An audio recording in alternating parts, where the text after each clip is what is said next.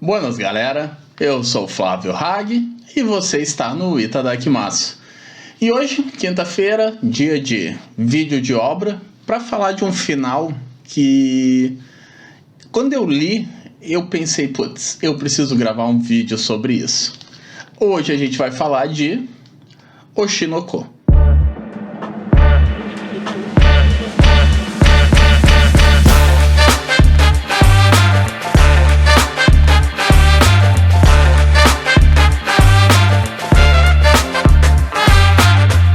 Bom, galera, quinta-feira chegando, dia de vídeo, né?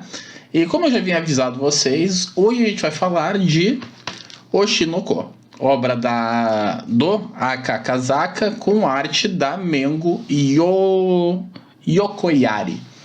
E, assim, já teve vídeo no canal, o link tá aqui do volume 1, e ele foi uma obra que fez bastante sucesso, né, pessoal? Durante sua publicação, agora um mangá recente, ele fez bastante sucesso, o anime fez bastante sucesso, inclusive eu acho que ele tá com a terceira temporada em exibição, e ganhou live action acho que no Prime Videos, talvez. Então é uma obra que fez bastante sucesso recentemente. E eu lembro que no primeiro vídeo dele, eu falei que eu gostei muito do que eu encontrei no primeiro volume, porque aquele primeiro vídeo era só sobre o volume 1, que foi um volume impactante, foi um volume que teve muito plot twist, que deixava o leitor bem curioso do que ia acontecer na obra. E aí passou todo esse tempo, né? Veio toda a coleção, agora em 2025 terminou Oshinoko no Brasil, com um total de 16 volumes. Esse aqui, inclusive, já é o 16º volume, que, inclusive, é um senhor volume, gente. Eu vou pegar um mangá normal aqui, ó. Tá aqui um Love Hina que eu tava lendo. A comparação chega a ser assustadora. É muito maior. Mesmo com um papel mais grosso, ele ainda assim é muito maior do que o resto da coleção do próprio Oshinoko. Mas, bom, pra quem não viu aquele vídeo, para quem não sabe o que é o Oshinoko, né? O que nós vamos acompanhar nessa obra?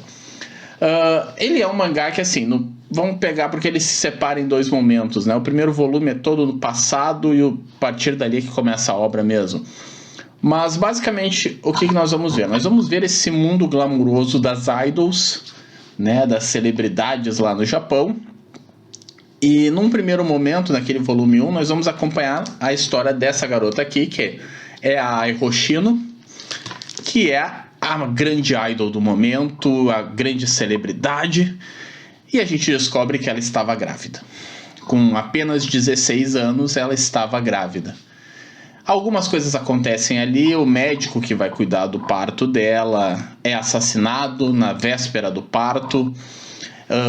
Quando ela dá à luz a 2 gêmeos, e aí um garoto e uma garota, e aí descobrimos que o garoto é a reencarnação do médico, com todas as memórias da vida passada, sabendo de tudo o que aconteceu com ele, inclusive que ele foi assassinado. Ao longo da história a gente vai acompanhar então toda essa evolução, né? Naquele primeiro volume, e é assim, gente, esse vai ser um vídeo que vai ter spoilers, vai ter uma área de spoilers do final de Oshinoko, mas agora ao longo da obra eu vou falar algumas coisas, tá? E uma dessas coisas, inclusive, é o final do volume 1, porque não dá pra gente continuar falando de Oshinoko sem falar do que acontece no volume 1. E basicamente o que acontece no final do volume 1? A Ai é assassinada também, né? E aí, bem no finalzinho do volume 1, nós vemos que não só um médico tinha sido assassinado lá no começo, como a Ai também foi assassinada. E aí nós vamos começar a acompanhar a partir do volume 2 o presente, que é a vida dos 2 gêmeos. Os gêmeos são os nossos protagonistas, não a Ai. E aí dá um salto no tempo, os gêmeos já estão com 15 ou 16 anos, e eles entram para esse mundo do show business. A gente vai ver que a garota quer virar uma idol e o Aqua, inclusive, né, que é o garoto, ele não está muito interessado, mas ele também entra porque ele quer buscar vingança, ele quer descobrir quem matou, não só ele mesmo, como quem matou a Ai. E um dos principais suspeitos é o pai deles, que ninguém sabe quem é. a partir daí começa toda a história, nessa perseguição, principalmente do garoto, que é o Aqua, nessa busca que ele tá por descobrir quem matou todo mundo, quem é o verdadeiro responsável por isso. E, como eu falei antes, ele tem a principal pista dele é que provavelmente foi o pai deles, pelo menos o mandante do crime. Porque ninguém sabe quem é o pai deles, é um grande mistério que a AI guardava. Então, essa pessoa misteriosa que engravidou uma garota de 16 anos, será que não é ele o responsável? Então nós vamos ver toda essa busca do Aqua por isso. Assim, gente, falando um pouco num geral, antes de entrar no grande spoiler do final, eu já vou adiantar para vocês que, cara, o Oshinoko foi uma leitura meio complicada de definir o que eu achei dela, tá? Ela tem ótimos momentos, aquele arco ali do reality show de relacionamento, cara, muito bom, porque ele vai trazer toda uma discussão sobre a forma que as pessoas estão tratando reality show, sabe? É muito engraçado a gente, em época de Big Brother, pensando um pouco isso. Porque, por exemplo, uma personagem ali faz um negócio que é mal interpretado pelo público, e isso gera uma onda de hate, de cancelamento nela, que ela quase tenta se matar no final do arco. E aí a gente fica, cara, botar a mão na consciência um pouco, né? As coisas que são faladas na internet, a forma com que lidamos com as coisas, sabe? Outros momentos muito interessantes que a obra tenta trazer é, por exemplo, um pouco mais pra frente, a questão da garota que era um prodígio, né? O pessoal considerava ela a criança prodígio da geração dela, quando ela tinha 4 anos, que ela tinha uma facilidade de chorar, então ela era uma atriz incrível, que conseguia entender o que eram os roteiros. E conforme ela foi crescendo, ela foi perdendo esse espaço e cada vez menos contratos foram aparecendo para ela, e ela começou a ser rotulada como uma criança que talvez fracassou. E aí a gente via como é que ela carregava aquilo, né? E aí quando ela tem a oportunidade de voltar a mostrar que não, ela tem realmente talento, e aí ela brilhava atuando. E aí a gente começa a questionar um pouco esses pontos sobre, cara, como é que toda a pressão que é botada em cima de crianças, né? Porque, cara, uma geração ali com 15, 16 anos tendo que lidar com tudo isso. A garota, como eu falei, a irmã, né, a gêmea, que é a Ruby, ela quer virar uma idol, seguir os passos da mãe. E aí toda a questão de ela tentar entrar nesse meio, a dificuldade de ser uma idol, o quanto isso cobra delas, né? Porque elas estão na escola, mas aí elas têm uma apresentação e elas têm um ensaio exaustivo para aquilo. Cara, é muito difícil, é muito pesado, e nesse ponto a obra vem muito certa nisso, sabe? Ela vem tentar mostrar esse lado ruim do mercado, mostrar como é difícil. Entretanto, porém, todavia, e agora entra um ponto que, cara, me incomodou um pouco, e depois, conversando com amigos, vendo alguns vídeos, lendo algumas resenhas, eu percebi que algumas pessoas tiveram uma impressão bem parecida com a minha nesse ponto. Que é assim, parece que os autores tiveram um pouco de tato para entrar nesses assuntos. Porque, cara, tinha umas horas que parecia que eles iam tentar falar mais sério e pisavam no freio e desistiam, sabe? E aí por quê? Porque, cara, vamos ser bem honestos, tá? Esse é o mercado deles, sabe? E assim, a gente sabe que o mercado japonês é bem complicado nessa parte de lidar com autores, lidar com artistas, sabe? Porque, pegando alguns exemplos aqui assim de cabeça, por exemplo, temos um momento lá da autora que a obra dela vai ser adaptada para teatro, e aí ela tá muito preocupada em como é que vai ser isso. E aí a gente vê até uma discussão ali sobre entre a autora e o roteirista, porque eles não estavam se acertando, e aí ela não... Isso estava gerando uma briga que afetava todo o elenco.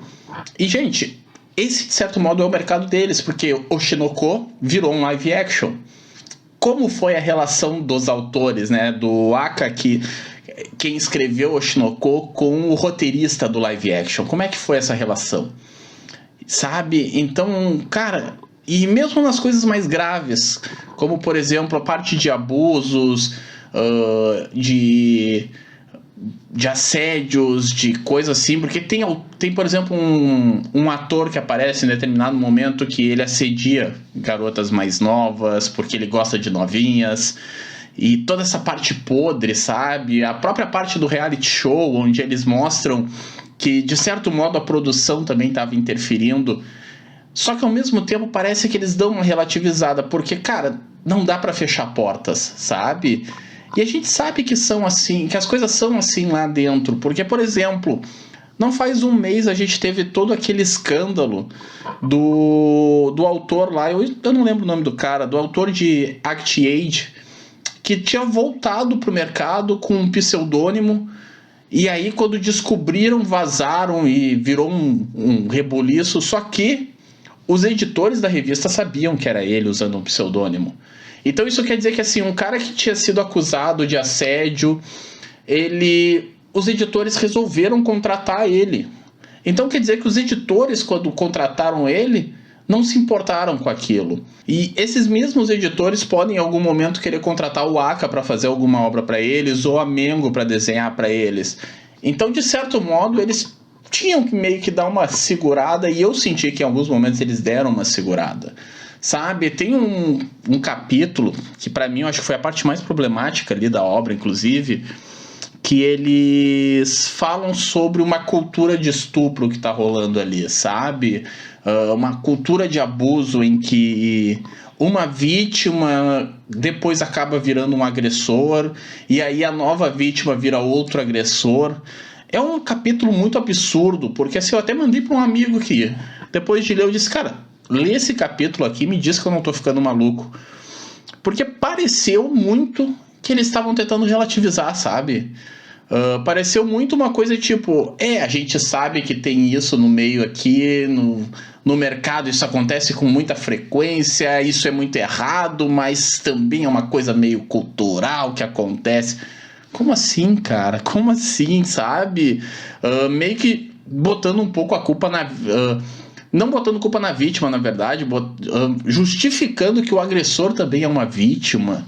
E aí eu começo a ler isso e eu lembro de novo do autor de Act Age que foi recontratado com um pseudônimo, gente. E aí quando eu li isso e eu vi o que estava escrito em Oshinoko, eu pensei, cara, eles estão dando uma relativizada aqui em Oshinoko. Eles estão meio que dando uma passadinha de pano porque, cara, esse é o mercado deles. Eles não querem fechar portas. Isso pode ser uma coisa que ali na frente vai afetar eles. Talvez uma editora não vai querer contratar eles por causa que eles fizeram uma obra complexa ali, um pouco mais pesada, mostrando o lado ruim. Ou o próprio editor deles que chegou e disse, gente, vamos dar uma segurada aqui porque, querendo ou não, vocês estão falando dos nossos anunciantes, sabe? Porque tem uma parte ali que fala um pouco sobre os anunciantes, patrocinadores, que também se aproveitam desses momentos. E, cara, tem anunciantes e patrocinadores que bancam a revista onde o Oshinoko foi publicado. Então, cara, eu tive muito essa sensação de que em alguns momentos, por mais que eles quisessem falar, eles davam uma segurada ou davam uma relativizada. Óbvio, ainda assim mostraram muito o lado podre de todo o mercado, principalmente do mercado das idols, mas dava para mostrar muito mais, sabe? Eu acho que tinha coisas muito mais pesadas para se mostrar. Agora, continuando ainda, mudando um pouco já de assunto, mas ainda falando em coisas pesadas, eu já vou tirar aqui um elefante da sala, porque o Oshinoko ficou muito marcado por isso. E quando eu li, eu tinha muito essa cabeça, porque eu já tinha tomado esse spoiler, porque, cara, quando aconteceu, nossa, só se falou disso. Mas já vamos falar sobre a questão do famoso incesto em Oshinoko. E assim, óbvio, 2 irmãos se beijando não é uma coisa legal, tá? Vamos partir muito daí, já largamos daí, tá? Hag, tu tá relativizando o incesto. Não estou relativizando o incesto. Não achei legal dois irmãos se beijando. Mas são a reencarnação de pessoas diferentes e eles têm as memórias, então... Não, gente, não, tá? Ali naquele ponto da história eles eram dois irmãos. Por mais que ali onde estava acontecendo todo o conflito das personalidades, eram dois irmãos, cara. Tanto que a conclusão desse momento é eles decidindo que eles são dois irmãos, por mais que eles se beijem. É meio que o beijo de despedida, sabe? Mas óbvio que não é legal. Só que foi feito todo um rebuliço e um dramalhão em cima disso, que eu tava esperando uma coisa muito pior. E eu tava realmente achando que em determinado momento eles iriam virar um casal. E não chegou nem perto disso, né, pessoal? Foi meio que um capítulo, porque o que acontece? A guria também era uma reencarnação de uma garotinha que tinha sido paciente desse médico. E aí, quando eles descobrem a verdadeira identidade, né, quem eles eram nas vidas passadas, a guria, ela era apaixonada pelo médico, e quando ela descobre que o irmão dela era o médico, ela resolve que ela quer ficar com ele. Só que eles têm uma conversa e eles decidem que não. Aquilo, a vida passada já era. Eles não são mais as mesmas pessoas. Eles são dois irmãos. Eles criaram, viveram como dois irmãos. E aí ela beija ele.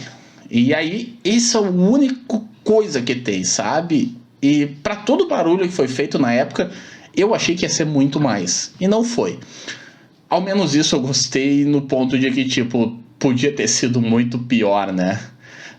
Óbvio, não achei legal, mas, cara, eu tava esperando coisas muito piores. Pelo rumo que a obra tava tomando, eu esperava coisas muito piores. Bom, agora eu vou fazer aquele momento assim, ó. Vai aparecer aqui uma tela de área de spoilers. E aí, assim, se vocês não quiserem ver a parte que eu vou falar sobre o final de Oshinoko, e aí eu vou falar o final mesmo, o que acontece, como termina. Pulem, aqui na barra vai ter um cortezinho, e aí vocês pulem para a próxima parte e esquecem a área de spoiler.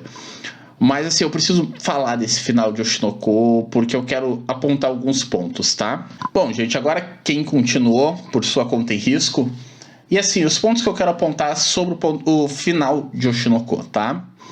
A primeira parte é na questão da reencarnação. A reencarnação, eu até falava para alguns amigos com quem eu estava conversando, que assim, a reencarnação para mim é a coisa que mais me incomoda na obra, porque ela estraga a obra, sabe? Se o Aqua fosse um garoto normal, que quando a mãe morreu, ele encontrou um diário dela e começou a suspeitar do pai, e aí ele foi atrás do pai, putz, ia ser perfeito. Toda essa questão dele ser a reencarnação do médico e ele ter essas coisas de tipo, eu sou um adulto no corpo de uma... Os momentos em que isso aparecia tornavam tudo chato. Porque assim, quando o Aqua estava vivendo como o Aqua, só como garoto, era muito bom.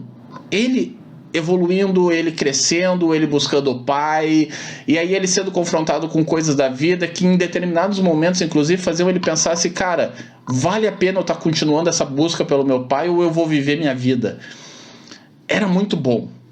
E aí do nada aparecia a outra personalidade dele, né? A personalidade do médico, e o guri surtava e ficava maluco. E aí, nossa, lá veio o dramalhão da reencarnação. A garota, inclusive, cara, quase não rola nada. É muito assim, ó, lá pro final já que ela começa a viver com a questão da vida dela anterior.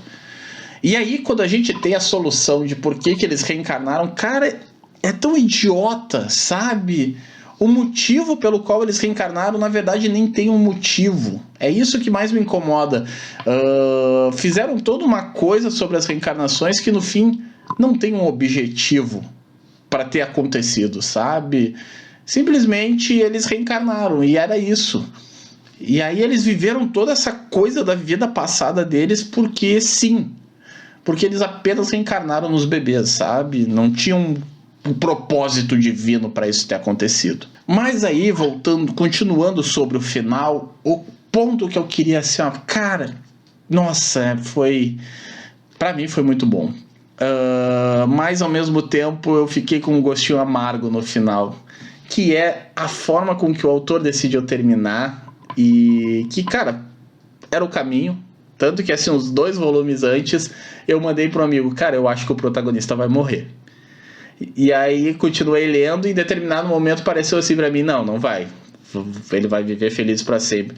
Mas quando chegou no final em que ele realmente morreu, cara, que final que me surpreendeu. E eu vi que algumas pessoas não gostaram do final de Oshinoko, mas eu vou dizer pra vocês, cara, eu gostei muito do final de Oshinoko. A morte do Aqua e aí a Ruby tendo que viver com isso, cara, é muito bom. A forma com que foi. Só que assim, o que me incomodou no Aqua ter morrido? É que assim, cara, a forma com que foi trabalhada a questão do pai não foi legal. Porque a gente vê, quando a gente descobre quem é o pai das crianças, a gente, leitores, descobrimos que ele é um psicopata, ele é um serial killer, tá? Que ele mata pessoas famosas. E às vezes diretamente, mas no geral ele sempre arma para que essas pessoas morram. Ele incita fãs, ele faz alguma coisa para que uma grande celebridade seja assassinada. E aí, vários casos são culpa dele, sabe? Muitas celebridades que morreram, desapareceram, era culpa dele. Só que nós leitores sabemos isso, tá? Até eles descobrem depois que acontece tudo, quando o Aqua morre, quando o pai morre, né? Porque o Aqua mata o pai. Ele viu que assim, o pai era realmente um serial killer. O próximo passo do pai era matar a Ruby, que estava se tornando a maior ídolo. Ela tinha ocupado o lugar da mãe, ela era a maior celebridade do momento. E aí o pai ia matar ela. E o Aqua vê que a única chance dele salvar a irmã é ele matando o pai. Só que se ele matasse o pai, a Ruby ia ficar totalmente marcada como a irmã de um assassino, filha irmã do assassino do próprio pai. E aí o plano dele é fazer as pessoas verem que o pai era um monstro, se matando junto com o pai. Então, assim como ele matou o pai, ele se matou. E ele fez de uma forma que ficou parecendo que o pai matou ele. E aí foram investigar a vida do pai e acharam alguns dos crimes dele. Mas, cara, ficou muito... podia ter sido melhor trabalhado, sabe? Ainda gostei do fato de o Aqua ter matado o pai e ter morrido por isso, sabe? Acho que, cara, foi um final que, por mais que eu esperasse que o Aqua fosse morrer, eu não esperava que fosse desse jeito, sabe? Com ele mesmo matando o próprio pai, cara, foi uma coisa que eu olhei assim, eu disse, cara, nossa senhora, ele fez mesmo isso, sabe? E só que eu não gostei muito do desenrolar pra chegar nisso e o desenrolar depois, sabe? Podia ter sido melhor. Eu acho que esse ponto pra mim podia ter sido melhor. Mas assim, cara, a cena do velório, aquela cena dói, sabe? Principalmente quando a guria vai ver o caixão dele, né? Não a Ruby, a outra, que é a que era apaixonada por ele, e ele também era apaixonado por ela. Eu acho que isso é o que mais me doeu nesse final. Porque o Aqua teve todo o desenvolvimento pra ele decidir, não, eu sou o Aqua, eu não sou o médico, eu sou o Aqua. E aí tem toda a questão dos dois relacionamentos dele, e aí quando ele cara, todo um arco pra gente ver ele tomar uma decisão de qual garota ele quer ficar. E aí, por mais que não seja a minha favorita, ele escolheu a minha segunda favorita. E aí, cara, ele morre, e aí ela vê ele no caixão. Putz, que cena pesada, cara. Boa pra caramba, sabe? Muito boa, justamente porque é surpreendente, é inesperado. A gente vai esperando talvez aquele finalzinho água com açúcar, mas o final de Oshinoko é uma porrada no leitor. Eu gostei muito disso, tá? Mas aí, de novo, meus 2 poréns com o final de Oshinoko é isso, cara. E me incomodou um pouco a forma com que foi tratada a questão do pai. Eu acho que podiam ter mostrado melhor que ele realmente era um monstro. Talvez Um finalzinho água com açúcar até dava para ter sido feito, embora eu tenha gostado muito da forma que terminou, mas eu acho que podia ter terminado com uma forma um pouquinho melhor. Mesmo o Aqua morrendo, mesmo o Aqua matando o próprio pai, eu acho que podia ter sido mais incriminatório a questão do pai. E eu acho que a parte da reencarnação não precisava, sabe? Podia ter mantido a parte da reencarnação, mas talvez não precisava explicar por que eles reencarnaram. Porque, cara, ao tentar explicar, não explicou nada, não falou nada, e aí ficou extremamente vazio. Assim, gente, agora voltando todo mundo, quem pulou a parte da área de spoiler chegou agora, eu vou dizer pra vocês que, cara, eu até hoje, sabe, eu li Oshinoko em dezembro, e eu ainda estou em dúvida do que eu achei de Oshinoko. Eu não sei exatamente como explicar isso, mas é uma sensação meio agridoce, sabe? Ela tem ótimos momentos, na minha cabeça vem ótimos momentos, mas é uma sensação de tipo, faltou, podia ter mais, podia, sabe? Parece bons momentos e junto deles vem um mas. E aí eu lembro dos momentos negativos, dos pontos negativos. E aí eu não consigo decidir, até hoje eu não consegui decidir se eu realmente gostei de Oshinoko. Se realmente foi uma obra que me... Nossa, que mangá bom, sabe? Como ele me pareceu lá no primeiro volume. É uma sensação muito estranha, porque, por exemplo, eu falei pra vocês semana passada que eu tô lendo Love Hina e eu achei Love Hina horrível. E aí eu consigo dizer isso pra vocês. Eu achei Love Hina horrível. É muito ruim. Nossa senhora, me dá dor física ter que ler Love Hina. Em compensação, quando eu penso em Oshinoko, eu não consigo dizer que ele é ruim. Não acho ele ruim. Mas eu também não consigo dizer que ele é bom. Sabe? É essa questão. É isso que me pega em Oshinoko. Eu não botaria ele no meu top 100. Não botei na época e agora que eu li inteiro eu digo com tranquilidade. Oshinoko não entraria no top 100. Mas eu não consigo dizer que Oshinoko é ruim. É muito complexo. Eu até falei para um amigo meu que... que ele não gosta da ideia de Oshinoko. Quando ele leu o primeiro volume, ele já disse, cara, não gostei disso aqui. E aí quando eu fui falar pra ele, eu disse, cara, tu tem que ler Oshinoko porque eu preciso de alguém que tenha uma opinião. Porque eu não consegui formar uma opinião sobre Oshinoko. Não consigo falar pra vocês assim, ó, nossa, comprem esse mangá é incrível. Mas eu também não consigo dizer pra vocês assim, ó, fujam dessa bomba, porque não é uma bomba. Ele é interessante, ele tem bons momentos, mas eu acho que assim, ele não soube explorar totalmente a ideia que ele quis trazer pra gente, sabe? Eu acho que ele não conseguiu se explicar totalmente, ele não conseguiu botar tudo pra fora como ele prometeu que iria fazer, sabe? Porque o primeiro volume promete muito. Em alguns momentos ele vai parecer que vai nos entregar e ele não entrega. Eu não sei se talvez botavam freios nele, o que acontecia. Eu sei que assim, a minha sensação final com o Oshinoko fica muito nisso. De uma coisa que, cara, ia e não vinha, sabe? Mas que também do jeito que ficou, não ficou ruim. Mas faltou, sabe? Eu acho que a palavra para Oshinoko é faltou. Eu ainda fico muito impactado com aquele final, mas o desenvolvimento, os 16 volumes poderiam ter coisas muito melhores trabalhadas.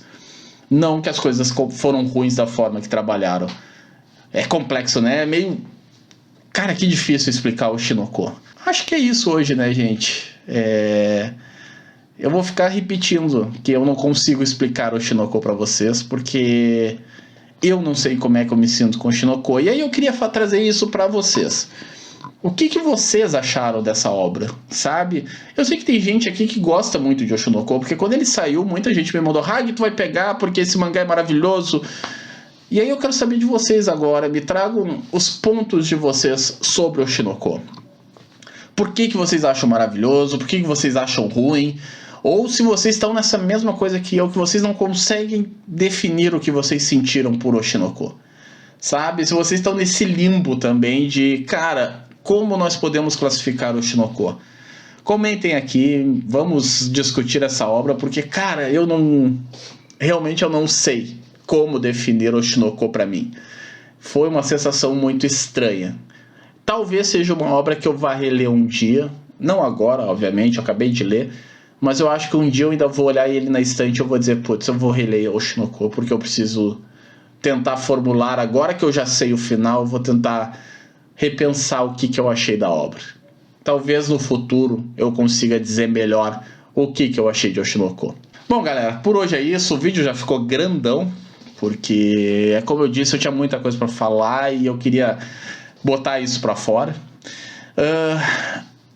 Deixem seu like, comentem, curtam, compartilhem, né? Comentem principalmente, falem bastante o que vocês acharam de Oshinoko. E é isso. Na terça a gente volta com um vídeo que eu acho que vocês vão gostar muito, porque na terça eu vou falar quais são as obras que eu estou colecionando atualmente. É um vídeo que vai ser dividido em 2 dias, né? Das próximas 2 terças, porque é bastante coisa ainda, mesmo eu tendo diminuído muito a minha coleção. Voltem na terça para ver esse vídeo. Até lá, pessoal.